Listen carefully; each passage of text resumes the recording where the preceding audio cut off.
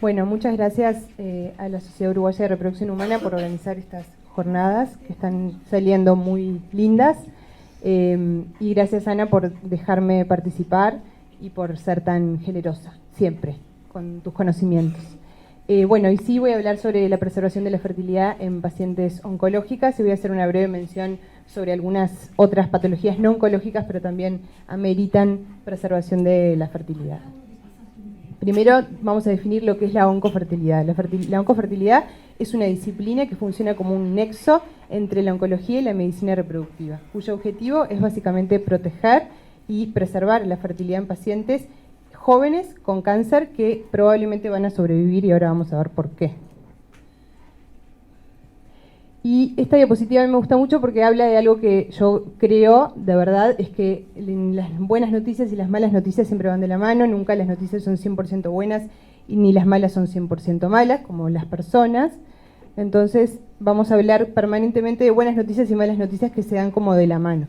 Mala noticia es que tenemos un nivel de incidencia medio alto en cáncer en pacientes jóvenes. Esto, por favor, cabe destacar que son tasas globales. Por supuesto que cada enfermedad tiene su incidencia y sus tasas de mortalidad y de sobrevida, pero globalmente podemos decir que la sobrevida de pacientes menores de 40 años en nuestro país es mayor al 80%. Y esto se compara con tasas internacionales. Entonces, eso es una buena noticia. Y la realidad es que estos pacientes están enfermos, pero van a morir algún día, pero probablemente no va a ser de la enfermedad. Por lo tanto, nos tenemos que ocupar y preocupar por cómo van a vivir su vida cuando superen esta enfermedad. Otra buena noticia son los avances en la ciencia y en la medicina. Como pueden ver en esta imagen, los tratamientos de quimioterapia han avanzado muchísimo a lo largo de los años, desde los tratamientos con gas mostaza, que se hacían inicialmente, hasta los tratamientos con anticuerpos monoclonales y actualmente las terapias dirigidas, y esto ha marcado un declinar muy importante en la mortalidad por cáncer. Y esto es maravilloso. Pero, como todo, estos tratamientos, como otros también, tienen efectos colaterales, efectos adversos que aún no hemos podido controlar y que ocurren y tenemos que ocuparnos de ellos, como el efecto, bueno, todo el mundo conoce el efecto en la caída del pelo de los pacientes oncológicos, que es lo que más la población conoce y lo que más impacta porque se ve, pero también hay cosas que no se ven, como los efectos en la reproducción, tanto en mujeres como en varones. Básicamente los tratamientos gonadotóxicos tienen efectos sobre las células germinales de mujeres y varones. Ahora el doctor Montes va a hablar un poco más de lo que pasa en los varones, pero igual es importante contar. No sé si conocen a esto. ¿Alguien conoce quién es este hombre? ¿No? Se llama Lance Armstrong y es un ciclista muy conocido de Estados Unidos, que ganó el Tour de Francia en los años 90 y que fue el primer caso como popular y mediático de preservación de fertilidad. Este señor fue diagnosticado de cáncer de testículo estadio 3 y preservó muestras de semen, que es lo que se puede hacer con hombres que ya atravesaron la pubertad, y dio a conocer que lo había hecho, y ahí fue cuando se empezó a conocer un poco más que esto existía y que se podía hacer. Es un video muy lindo que me pasó Lidia, que yo lo quería mostrar porque me gusta mucho, y se ven los espermatozoides, por supuesto no son los de este señor, y eso básicamente es lo que podemos hacer por los varones que, repito, que ya atravesaron la pubertad. ¿Y qué pasa con las mujeres? Nosotros sabemos que la biología de la mujer es un poco más difícil en este aspecto y que la gametogénesis de las mujeres se da exclusivamente durante la vida fetal. Llegamos al máximo de óvulos que vamos a tener cuando todavía estamos en la panza de nuestra mamá, y en el momento de nacer tenemos aproximadamente 1 millón de óvulos. Eso varía, por supuesto, entre 500.000 y 2 millones según la mujer. Y los efectos gonadotóxicos, especialmente de la quimioterapia, para ser breve y no meterme en un terreno que además es complejo y que no es el concepto que quiero dar solamente durante la charla de hoy, es que lo que hace el efecto de la quimioterapia es activar muchos folículos primordiales, o sea, romper el balance que hay naturalmente en la fisiología del ovario, y activar muchos folículos y llevarlos directamente a la apoptosis. Y cuando no los lleva a la apoptosis, muchas veces genera lesiones en la información genética de esos óvulos que hacen que, por más que conserve después una reserva ovárica aceptable la paciente, muchos óvulos no van a ser de buena calidad. Perfecto.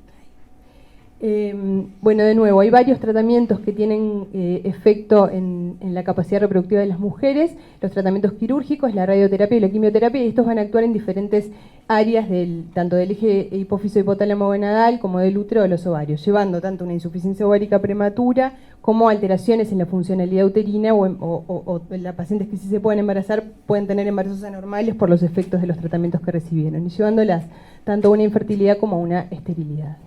Primero, mencionar brevemente lo que hace la quimioterapia. La quimioterapia tiene un efecto que está asociado siempre, o sea, nosotros no podemos deducir que porque recibió quimioterapia va a ser infértil, siempre va a estar asociado a la droga que reciba. No todas las drogas tienen los mismos efectos. Yo ahora no me voy a detener en hablar cada droga cuál es el efecto que tiene, pero podemos conversarlo más tarde si alguien quiere. Las dosis y la enfermedad de base que tenga la paciente y, por supuesto, la edad. No es lo mismo una paciente joven de 20 y pocos años y una paciente que está cerca de los 40, el efecto que va a tener por el tratamiento en su reserva ovárica. Y si va a tener o no una insuficiencia ovárica prematura. Destacar sí que el agente más gonadotóxico que se utiliza para los tratamientos oncológicos es la ciclofosfamida. También depende la dosis que se utilice, qué repercusión va a tener en la reserva ovárica, pero es lo que tenemos que tener presente ya que se usa mucho en nuestro medio.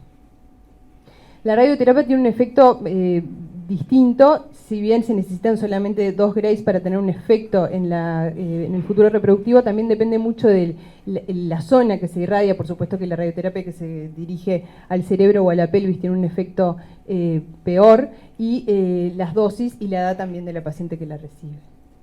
Entonces nos vemos obligados a recurrir y necesitamos utilizar técnicas de preservación de fertilidad para ofrecerles a estas pacientes. Sabemos, porque hay muchos trabajos publicados, que la infertilidad causada por tratamientos oncológicos genera mucho estrés psicológico y disminución de la calidad de vida de las pacientes. Entonces, es nuestra obligación moral de todos los médicos referir a especialistas cuando captamos este tipo de pacientes y no suponer o dar opiniones personales cuando no tenemos el conocimiento para tratarlas. La preservación de la fertilidad no tiene un impacto negativo en la recurrencia de la enfermedad, y esto es algo que tiene que quedar claro. Muchas veces la gente supone, y vamos a hablar después específicamente del cáncer de mama, qué es lo que pasa con los cánceres que son hormonosensibles. No hay ningún estudio que haya demostrado un aumento en el riesgo de recurrencia luego de ciclos de estimulación ovárica y subsecuente embarazo. Y esto tiene que quedar claro, porque es el concepto más importante de la charla de hoy. Y esta imagen a mí me gusta mucho porque me parece que representa lo que hace la oncofertilidad. Nos enfrentamos a un paciente que, como dijo María Sol en su charla, que me fascinó, nos enfrentamos a un paciente que nadie se ve enfermo, nadie piensa que se va a enfermar, nadie piensa que se va a morir, pero lo abordamos y enfrentamos al paciente a esta realidad, a esta posibilidad, que inevitablemente, por más que nosotros rápidamente hablemos de las tasas de sobrevida, el paciente le decimos cáncer y piensa que se puede morir. Pero al mismo tiempo, si bien les decimos que ese tratamiento puede tener un efecto adverso que no queremos que ocurra, les estamos hablando de la vida. Les estamos diciendo, creemos que vas a vivir, creemos que vas a superar esta enfermedad y nos tenemos que preocupar y ocupar de cómo vas a vivir tu futuro una vez que superes la enfermedad. ¿Cuáles son las barreras en la aplicación y en el uso de la oncofertilidad? Muchos estudios se han realizado porque es una obviedad que menos del 40% de las pacientes son derivadas a especialistas. Entonces, varios grupos científicos han hecho trabajos y han publicado trabajos donde hacen encuestas a los médicos tratantes y preguntan por qué, preguntan si derivan a los pacientes y la mayoría de los oncólogos o cirujanos dice francamente que no las deriva y les preguntan por qué. Entonces, lo más importante es fallas en la comunicación. Muchos asumen desinterés en las pacientes, hacen como una deducción personal de que a la paciente no le va a interesar, no sabemos basado en qué, pero muchos profesionales se basan en la edad de las mujeres. La consideración personal de si una mujer es grande o chica para tener un hijo no debería interferir. Si nosotros estamos frente a una paciente que está en edad reproductiva, nosotros hablamos del efecto que tiene este tratamiento, no deducimos capaz que quiere, capaz que no quiere tener hijos, capaz que se siente muy grande o capaz que no. Asumir que la paciente tiene su paridad satisfecha. Las mujeres y los hombres tienen que tener la cantidad de hijos que quieran tener. Nosotros no podemos decidir si ya tiene 2 o ya tiene 1. Bueno, por suerte ya tiene 1, nos olvidamos del tema y destruimos su reserva ovárica. No, nosotros le tenemos que preguntar a las pacientes qué deseos tienen y cuáles son sus planes. Si quiere tener 4 hijos, tiene derecho y lo puede hacer.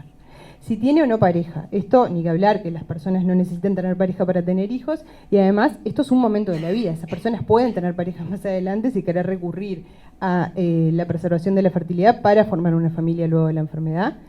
o asumir que la paciente no va a requerir tratamiento adyuvante. Esto también es importante porque hay muchas personas en el personal de salud que se hacen cargo de estas pacientes, entonces a veces las ve un cirujano y piensa que por las características del tumor que él o ella evaluaron no va a tener que recibir terapia adyuvante, y esto no es así, porque muchas veces sí la necesita y en el momento de empezar a recibirla ya la paciente no se abordó este tema de la preservación de la fertilidad.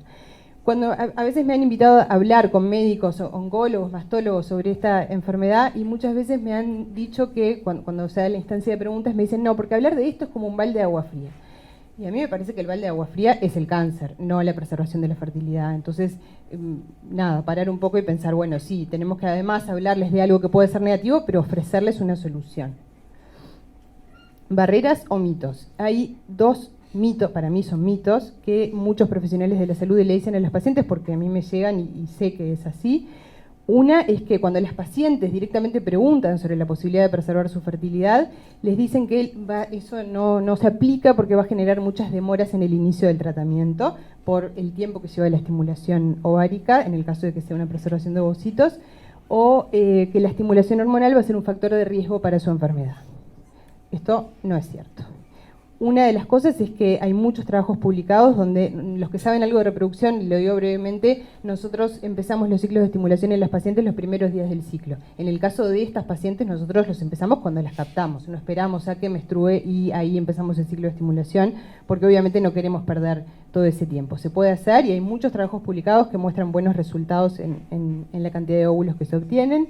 Y por otro lado también hay muchos trabajos publicados, puse esto porque es una revisión sistemática que aborda un montón de trabajos, que hablan de la seguridad en la estimulación ovárica controlada para preservar la fertilidad en pacientes especialmente con cáncer de mama, que son las que más preocupan por los tumores hormonosensibles.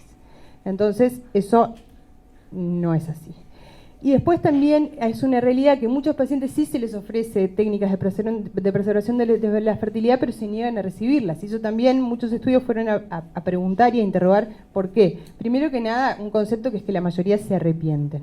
Y las que no lo hacen cuentan que fue o por miedo, porque también cuando se les transmitió las posibilidades no les hablaron con mucha seguridad sobre si fuera una buena idea o no hacerlo, o por desinformación, porque se abordó ese tema por arriba y después dicen que ellas en ese momento estaban muy angustiadas y que tampoco preguntaron mucho más. Y este factor que es el más importante de todos para hablar hoy acá con ustedes, que es el económico. Estos tratamientos son costosos. Y entonces, otra vez, nos enfrentamos a buenas noticias y malas noticias. La buena es que tenemos una ley de reproducción asistida en nuestro país que ha dado muchísimas oportunidades a las personas en nuestro país de poder ser padres y madres, y por las cuales todos tenemos que estar más que agradecidos.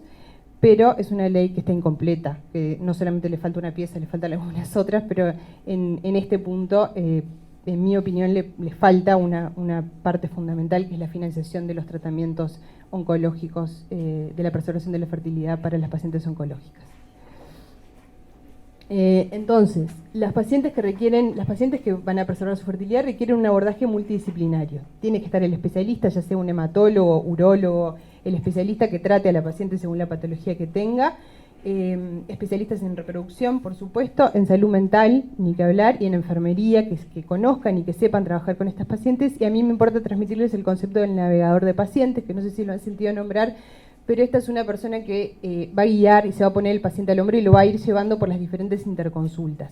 Muchas veces nosotros pensamos que, es verdad, todos los que trabajamos tanto en sistema mutual como en salud pública, las derivaciones a especialistas son muy lentas. Muchas veces tenemos que esperar semanas o meses para ver un especialista. No es lo que va a ocurrir con estas pacientes. Obviamente, si nosotros tenemos que hacer una derivación de oncólogo a especialista en reproducción, va a ser de un día para el otro o de 1 a 2 días, pero no va a ser de meses. Tiene que haber una persona que se ocupe de trasladar y llevar a este paciente por los diferentes consultorios y para que pueda empezar su tratamiento lo más rápido posible. Y ni que hablar que siempre tratamos de que el tratamiento de preservación se haga antes del inicio del tratamiento oncológico. Entonces, esta imagen muestra los diferentes tratamientos, tanto radioterapia a nivel cerebral y a nivel de la pelvis, las cirugías y la quimioterapia, y tenemos técnicas para ofrecer de preservación de fertilidad, tanto establecidas como experimentales. Puede ser proteger directamente de la radioterapia los órganos pélvicos, hacer una transposición de los ovarios, la preservación de ovocitos o embriones, ahora vamos a hablar de la diferencia, y Técnicas experimentales son la supresión gonadal, que ahora las vamos a mencionar brevemente todas, la criopreservación de tejido ovárico y la maduración in vitro. Esta imagen, que se ve muy mal, muestra más o menos las opciones que tenemos, y también destacar que también es una opción no hacer nada, tanto porque no lo ofrecimos o porque la paciente se negó a recibir tratamiento de preservación de fertilidad, y en ese caso pueden pasar dos cosas. La paciente puede ser que se embarace espontáneamente porque no es una certeza que no va a poder tener hijos, o puede ser que tenga que recurrir a óvulos donados en el futuro. También puede ser que elija el camino de la adopción, pero no quiero poner en la misma escala la ovodonación con la adopción porque no tiene nada que ver una cosa con la otra. Y después después tenemos los otros métodos que vamos a abordar ahora rápidamente. Las cirugías conservadoras, esta imagen de stop está buena porque antes nadie pensaba en la futura reproducción de estas pacientes, entonces hacían tratamientos muy agresivos, quirúrgicos, en pacientes que capaz que no los necesitaban. Ahora en las pacientes con cáncer de cuello uterino en estadios iniciales, hasta el 1B1, se puede hacer lo que se llama traquelectomía, que es básicamente la amputación del cuello, con linfadenectomía laparoscópica, y así conservar el útero, y esas pacientes pueden embarazarse. Y a su vez, varios tipos de cánceres de ovario que en estadios iniciales, y cuando no pensamos que hay enfermedad metastásica, lo mismo, conservar el ovario contralateral y el útero y hacer una linfadenectomía, o sea, estadificar a la paciente, y si está todo bien, permitirle que tenga un embarazo y quizás después completar la cirugía, pero no ir directamente a llevarnos todo. La criopreservación de ovocitos y embriones, hubo muchos avances en los tratamientos de estimulación hormonal, por lo que hoy podemos pensar perfectamente en ofrecerle este tratamiento a las pacientes. Y a la hora de decidir entre si preservamos ovocitos o embriones, si bien acá tenemos todos muy incorporado la preservación de ovocitos, yo quiero contarles que la preservación de ovocitos no es más considerada experimental desde el año 2012, o sea, tampoco hace tanto tiempo. Antes lo que estaba estandarizado era la preservación de embriones. Las pacientes, si tenían pareja, podían decidir preservar los embriones o podían fertilizar sus óvulos con semen de donante, porque no había tanto conocimiento con la seguridad de la preservación de ovocitos. Hoy nosotros, por supuesto, aconsejamos la preservación de ovocitos y no de embriones, porque nosotros nunca sabemos qué va a pasar con una pareja en la vida misma, y mucho menos en una pareja que atraviesa una situación tan estresante como un tratamiento oncológico en uno de ellos. La otra opción es administrar agonistas de GnRH, que para esto hay evidencia limitada. O sea, hay muchos trabajos publicados, algunos han demostrado que es efectivo, otros que no tanto, y esto lo que sugiere básicamente es la supresión de la función ovárica temporal durante el tratamiento de quimioterapia. Se puede utilizar como acompañando otro tratamiento. Sigue siendo experimental, pero por ejemplo, una paciente que ya preservó ovocitos y que va a recibir quimioterapia, podemos administrarle esta medicación y capaz que tenemos un efecto protector. Además, sobre todo para conservar también la función hormonal, que no es menor. Y la criopreservación de tejido ovárico es básicamente la oforectomía total o parcial, y después realizar un autotrasplante ortotópico o heterotópico para también restablecer la función reproductiva y la función hormonal. Esta es una técnica que se usa especialmente en niñas, en mujeres que no han atravesado la pubertad y en mujeres que no pueden dilatar el inicio del tratamiento. Y yo quiero detenerme un segundito acá porque me parece que es muy importante que todo el mundo sepa que en nuestro país a las niñas no les estamos ofreciendo ningún tipo de tratamiento de preservación de fertilidad, ni siquiera muchas saben que van a ver su futuro reproductivo comprometido por los tratamientos. Son niñas, pero esas niñas habitualmente tienen padres y estamos obligados a hablar de esto. ¿Por qué? Porque las tasas de sobrevida de niños con cáncer en nuestro país son mayores al 80%. Entonces estos niños van a ser adultos y nos van a venir a reprochar que no van a poder tener hijos porque no hicimos nada por ayudarlos. Y esta es la imagen de una mujer adulta que sobrevivió un cáncer infantil. Este trabajo es el trabajo más importante que se hizo con respecto a esto, que se hizo un seguimiento de más de 10.000 niños que sobrevivieron al cáncer y se estudió su capacidad reproductiva comparándolos con sus hermanos. O sea, no puede ser más bien hecho. Y acá se ve claramente la diferencia entre los sobrevivientes y sus hermanos en su capacidad reproductiva. Las gráficas de arriba muestran las tasas de embarazo y nacidos vivos desde los 15 años hasta los 45, y las de abajo muestran desde los 30 hasta los 45, y se ve que si bien estos pacientes no muestran una insuficiencia ovárica prematura inmediata, en los años sí van a tener una insuficiencia ovárica prematura algún día, o sea, van a tener su menopausia antes que la población normal. Esto es simplemente para mostrarles imágenes de cómo se trabaja en el tejido, que se fracciona, se guarda en forma laminar y ahí en las últimas imágenes muestran cómo se reimplanta. Si se hace solamente la resección de la corteza, se vuelve a poner la corteza ovárica sobre la médula y si se sacó todo el ovárico, se ponen láminas de tejido en la fosita ovárica. Simplemente para que lo sepan. Y también que sepan que no es ciencia ficción, que se usa y que ya hay más de 200 nacimientos alrededor del mundo de reimplantes de tejido ovárico. Quiero destacar algo con respecto a la infertilidad por factor uterino absoluto. Esto se puede dar también por otras causas genéticas, pero me quiero orientar en el cáncer puntualmente, que fue para lo que vine a hablar. A veces hay que hacer histerectomías por patologías malignas, tanto endometriales como cervicales. Y estas pacientes tienen dos opciones. Una es el trasplante uterino, que no se hace en nuestro país, no conozco a nadie que lo haga. Y otra es la subrogación uterina. Y yo quiero destacar, como dijo María Sol también en su charla, que también esto me encantó, que es que nuestra ley hay que reverla en este aspecto, porque es muy difícil que las pacientes solamente puedan recurrir a un familiar suyo de segundo grado de consanguinidad o de su pareja.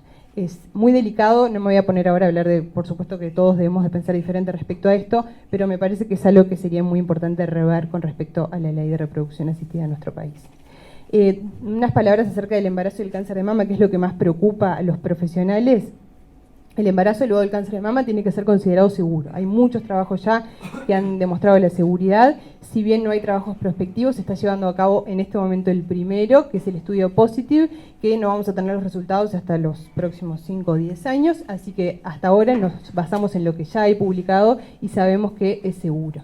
No hay diferencias en las tasas de sobrevida, en el tiempo libre de enfermedad o en las tasas de recurrencia como consecuencia del embarazo después del cáncer de mama. O sea, el cáncer de mama, primero que nada, es traicionero y eso es así. Nosotros no hablamos de curación en el cáncer de mama, nosotros no le podemos decir a las pacientes, embarazate que nunca más vas a tener cáncer de mama. Sí puede ser que lo tenga, pero no va a ser por el embarazo, y eso tiene que quedar claro. Por eso es que hay muchos trabajos publicados que hablan de la preservación de la fertilidad en pacientes con cáncer de mama y de cómo controlar el embarazo de estas pacientes. Quiero destacar también que cuando nosotros nos contactan para preservación de fertilidad en este tipo de pacientes, nosotros les damos una medicación que se llama letrozol, que lo que hace es, nosotros acompañamos el tratamiento con esta medicación y evitamos los ascensos bruscos en los niveles de estradiol, que es lo que más le tiene miedo la gente respecto a que si puede tener un efecto nocivo por el tipo de tumor, si tienen tumores hormonosensibles. Pero también quiero destacar que los niveles de estrógenos en el embarazo, especialmente en el tercer trimestre, aumentan muchísimo más y por mucho más tiempo de lo que van a aumentar durante la estimulación. Así que si las estamos incentivando a que preserven la fertilidad es porque pensamos que está bien que se puedan embarazar. Quiero destacar a las pacientes las y los pacientes que tienen mutaciones genéticas. Todos conocemos las mutaciones, especialmente las mutaciones de los genes BRCA y el síndrome de Lynch. Estas son enfermedades autosómicas dominantes que son transmisibles a la descendencia. Y yo quiero destacar que hoy tenemos posibilidades de evitar esta transmisión, sometiendo a estos pacientes a técnicas de reproducción asistida y haciendo estudios genéticos de los embriones, puntualmente diagnósticos genéticos de los embriones. Esto es algo que es maravilloso, que tenemos que estar agradecidos que lo podemos hacer. Se puede hacer en nuestro país, hay gente formada para realizarlo, pero otra vez está el problema de los costos. Es un procedimiento que es caro y acá me parece que la ley también tendría que rever la posibilidad de costear estos tratamientos. ¿Por qué? Porque si bien son pocos los pacientes, capaz que alguien puede decir, bueno, pero tampoco son tantos. O también me han dicho, bueno, pero si vamos a empezar a manipular la información genética de los embriones, eso me parece un disparate, porque acá estamos hablando de hacerlo por el bien, de dejar de transmitir una enfermedad que va a generar que pacientes de 30, 40 años tengan cáncer y se mueran por eso. Lo último que les quiero decir es respecto a la expansión del término oncofertilidad, es que hay otras enfermedades además del cáncer, como las enfermedades médicas complejas, por ejemplo el lupus con nefritis lúpica, que se trata también con ciclofosfamida, y otras enfermedades autoinmunes, y la población transgénero, que se va a someter a tratamientos de hormonoterapia y también va a tener muy difícil tener hijos con gametos propios. Uno puede decir, pero esa gente no va a querer, no sabemos, y también antes de darles el tratamiento tenemos que hablarles y explicarles que no van a poder tener hijos con sus gametos. Y también quiero mencionar, si bien estoy hablando de preservación, de que pueden haber pacientes que superen el cáncer y no se quieran embarazar, y a esas les tenemos que hablar de anticoncepción, obviamente.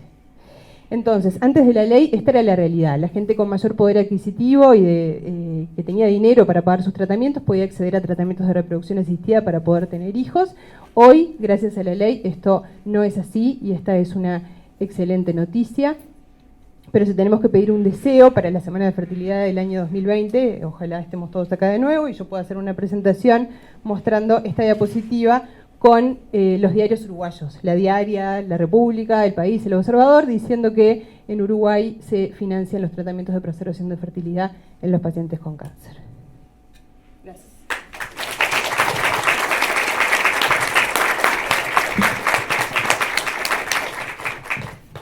Dana, como siempre, muchísimas gracias. Espera un minutito. Puede que haya consultas del auditorio. Y bueno, estamos esperando preguntas para poder responderlas. Quería señalarte que el video que vimos al principio es de una paciente que está aquí sentada y que, como ella dijo, no se le informó que esto existía, como a la enorme mayoría de los pacientes que no se les informa. Tú dijiste muy bien, el paciente puede no querer, pero para no querer tiene que ser informado. Entonces, con la información correcta, porque una cosa es que decir, mira que podés preservar la fertilidad, pero bueno, no sé qué riesgos puede tener. Otra cosa es decir, anda, habla con esta persona que se dedica a esto y que te dé la información y después decidís si querés o no querés. O sea, la resolución informada es a eso a lo que apuntamos. Creo que nuestra ley, y ahí te voy a corregir, creo que nuestra ley es muy buena, habla de la preservación de la fertilidad, lo pone como un deber del Estado, habla de la criopreservación de gametos y habla del diagnóstico genético preimplantacional. Quien no tomó el guante respecto a eso fue la reglamentación. En la reglamentación ni siquiera se nombra. Y por supuesto, en la normativa del Fondo Nacional de Recursos, por ende, no se incluye. Y eso es una de las cosas que a partir de esta semana nosotros vamos a pedir. Bueno, preguntas.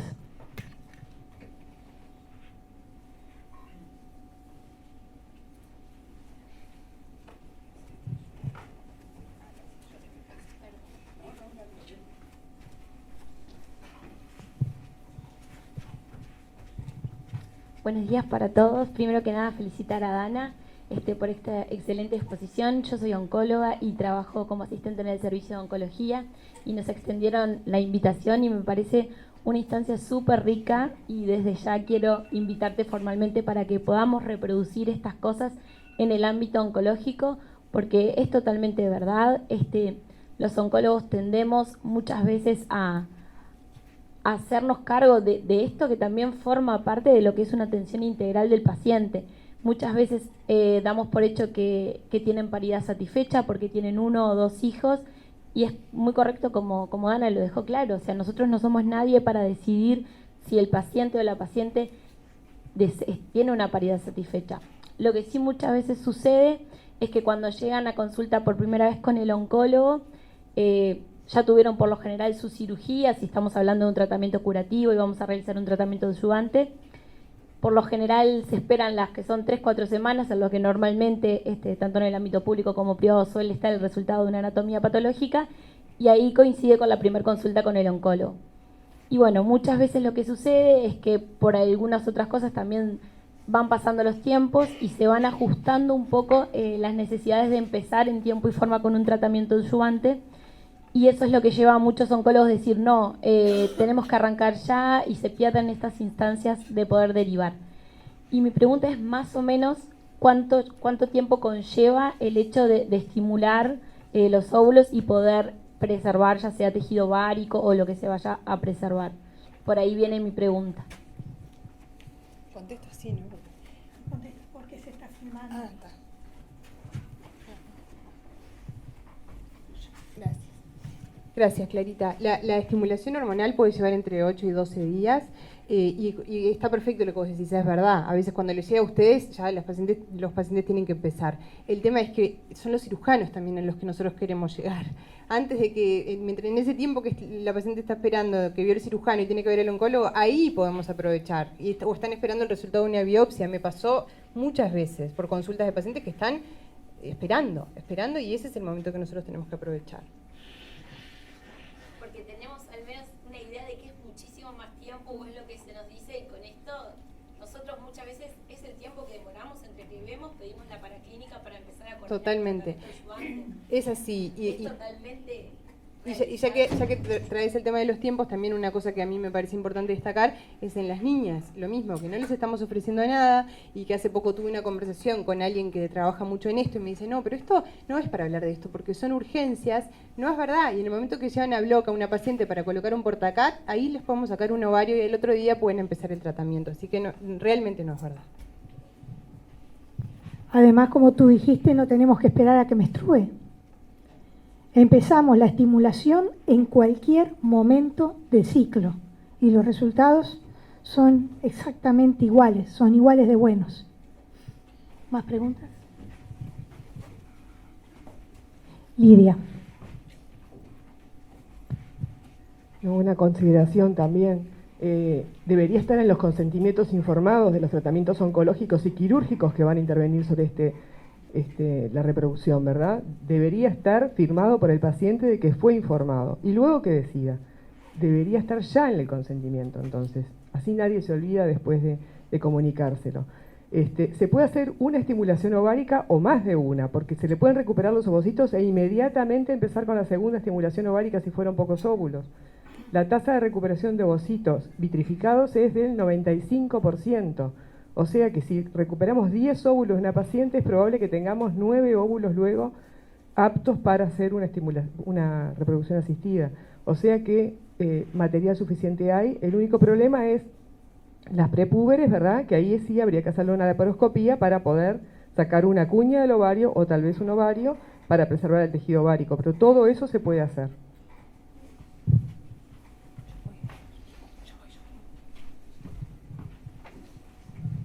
Eso que dice Lidia del consentimiento informado, sin duda. O sea, esto tiene que ser parte del consentimiento informado. Yo tenía una diapositiva que hablaba del consentimiento informado, pero la saqué porque me retaron porque la presentación era muy larga en mi casa, pero es una realidad. Tiene que ser parte del consentimiento informado. No, Ana, no, mi hermana. ¿Más preguntas? Aprovechen porque es una instancia importante.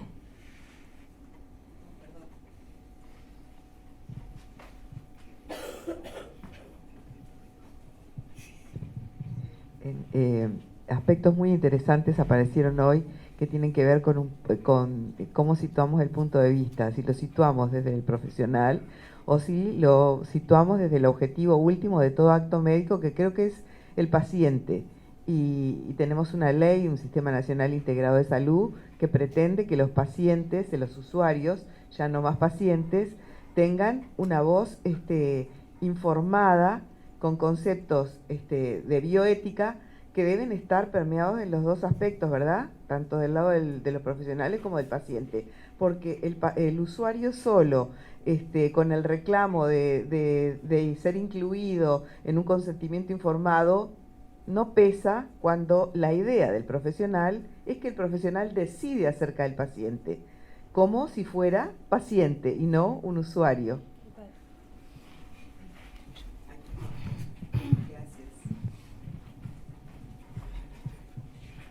Dana, una pregunta te voy a hacer yo.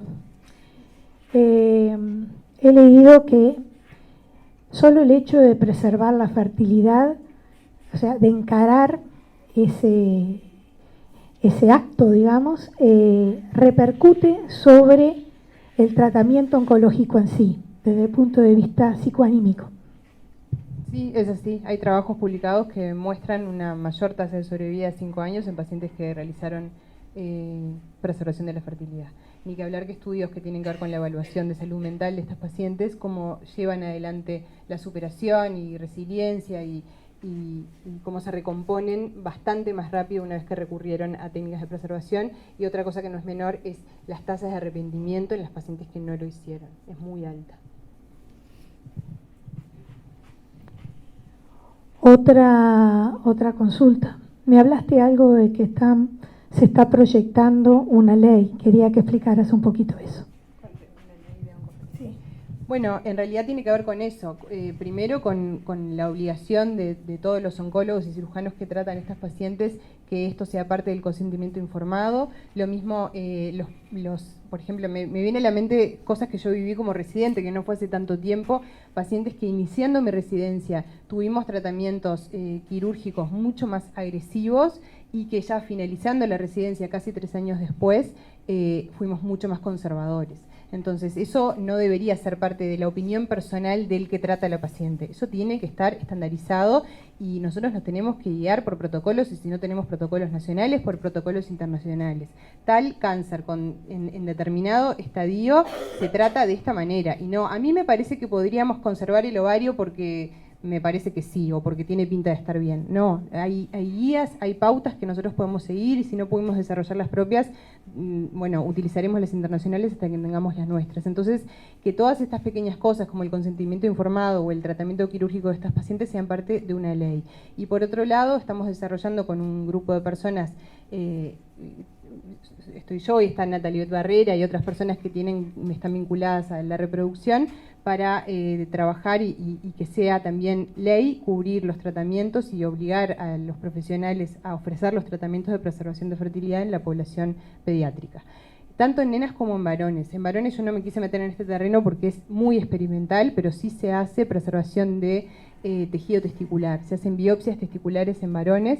Está en fase absolutamente experimental y recién este año hubo el primer nacimiento en un modelo animal, en monos, a partir de preservación de tejido testicular prepuberal, pero igualmente a mí me parece que hay que ofrecerlo, porque no sabemos qué va a pasar de acá a 20 años, qué posibilidades vamos a tener nosotros de ofrecerles a estos niños que después van a ser hombres y no van a poder tener hijos. Entonces, si tenemos cobertura, obviamente si nosotros tenemos que decirle a una persona que tiene que hacerse una biopsia testicular, que lo tiene que pagar y que además no tenemos nada para ofrecerle, que probablemente igual no pueda tener hijos, no es negocio para nadie. Pero si logramos cobertura de este tipo de tratamientos, nosotros lo ofrecemos, lo hacemos, y mientras trabajamos muy duro para desarrollar esta tecnología y poder ofrecerle a esos futuros hombres la posibilidad de ser padres.